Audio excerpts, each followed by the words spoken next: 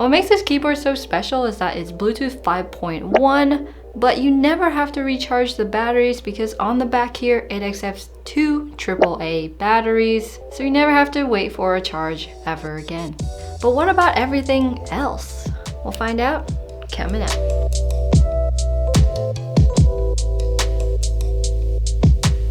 Hey guys, it's Betty from Switch and Click, and Unity did send this keyboard to me a long time ago, so this video is super late. They don't get to preview it before I post it. They didn't pay me and they really can't control my opinions. Now that we're done with that disclaimer, let's move on. So inside the box, you get your usual suspects. You got your wire keycap puller, you got your USB-C cable, your plastic dust cover, the keyboard itself.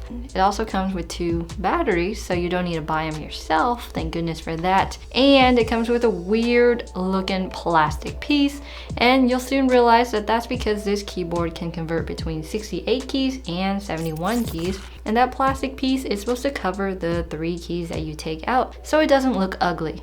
So you can change between 68 keys, and what that looks like is very similar to the Leopold FC660M that we reviewed a while back. You can check that out here. And with 71 keys, it reminds me of the RK71 or the Drevo Caliber that we reviewed a while back here as well. This keyboard comes available in this gold colorway, which really is beige, blue, and yellow.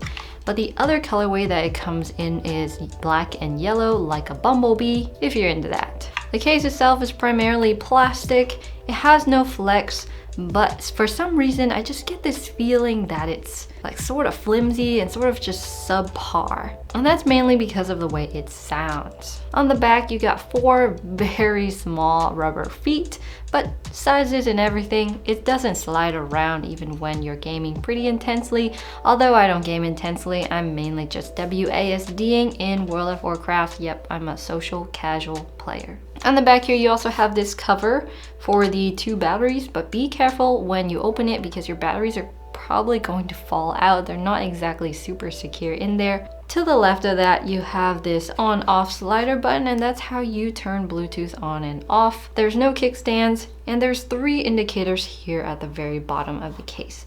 Confusing? A little bit. Initially, I thought these indicators were really stupid. I was like, why are they on the back? What's the point of them being on the back? Do I have to flip the keyboard over to make sure caps lock is on? But as I started to use the keyboard a little bit more, I realized that this is genius. You're saving a lot of real estate up front, but you're taking just a little bit of the back. When you're using it on your desk or a desk mat or whatever and your indicator is on, you'll see that reflection down onto your mat and bounce back up. So it's clearly visible. No, you don't have to flip it around to see whether caps lock or Windows lock is on or not. In the front here on the bottom row, you'll also see that there's a blocker to separate your arrow keys from everything else. When you combine it with the plastic cover that covers the end page down and delete keys, it looks pretty nice. Although, if you look closely, it can be a little awkward looking. There's 3 hot-swappable switches, and that's how you convert between 68 and 71 keys. They are really hard to take out though, so be careful. And for some reason, I don't remember this coming with a switch puller, so you sort of have to take care of that yourself somehow. And the plastic piece is also hard to put on too. I don't really see a use to switch between 68 and 71 keys. It's a cool feature, yes, but is it super useful? I really can't think of any reason why I would need to switch between one and the other. Other features, you got Windows lock. With FN and Windows, you can also swap the position of left control and caps lock if you're into that whole HHKB kind of thing on the left side. You can also see that there is a standard bottom row and a standard right shift key, and that's because of its layout, so very convenient if you want to change up these keycaps. Although the keycaps are pretty clean already, they're PBT, they're cherry profile, and they have die sub legends, which are really clean to look at. The gold version is way easier to read and see in dim lighting than the black version, which has black legends on black keycaps, which really isn't super visible, especially at night. So think about that before deciding what color you want to go with. And I did say cherry profile. These switches are north facing. Why they do that? There's no backlight or anything, I don't know. Even when I try to really feel for and listen for interference, I can't seem to find any. These keycaps may just not be thick enough to cause interference, but looking from the underside of each keycap, they are fairly thick and durable. You can see that there are no secondary legends anywhere. Even though the board does have some secondary functions, it is a smaller sized board. So yeah, you're going to have to check out the manual, and it's just a one-pager to really see what's up and what's going on. This is compatible with Mac and Windows via FN and A or S. If you're using a function row on a Mac, there are no sub-legends, you just gotta memorize them. As for switches, you get the usual trio, red, brown, and blue, and then you also get a speed silver switch for all you gamers out there. I got the browns here, and combined with this overall case and everything, it's really loud. Like, loud enough for my husband to tell me to stop typing on it and switch to another board. That's how loud it was. And despite these being browns, which really to me aren't loud switches, combined with the stabilizers and the amount of rattle and the plastic case and everything, it's just not friendly to your environment or people in your environment. And we'll jump to that sound test right now.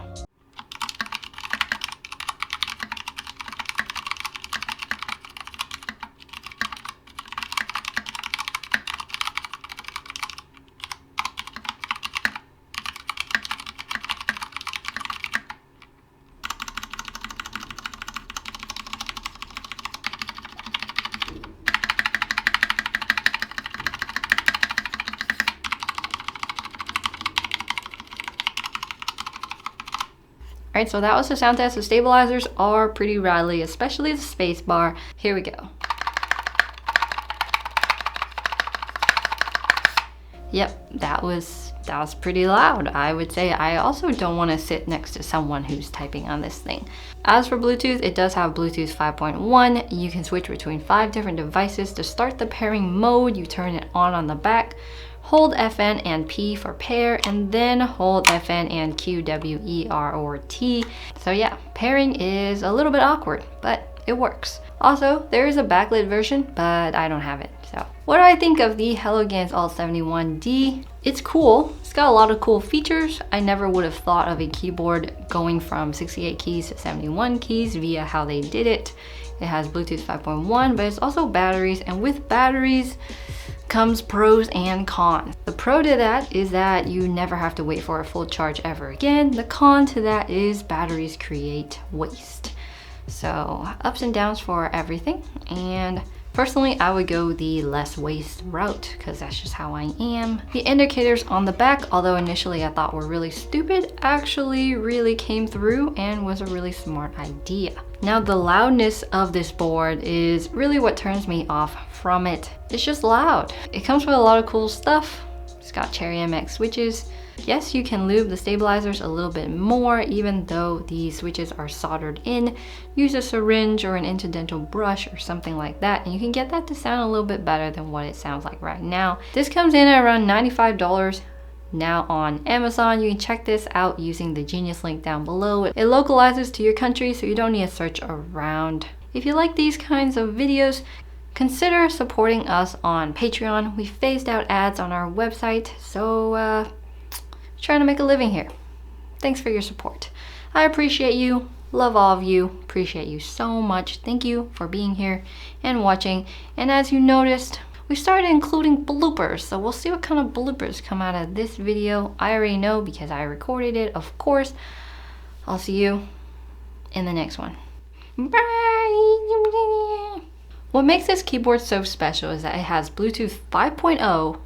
Nope, it doesn't. Because on the back here, it accepts it accepts, so confusing. Q, W, E, R, T, Q, W, E, R, and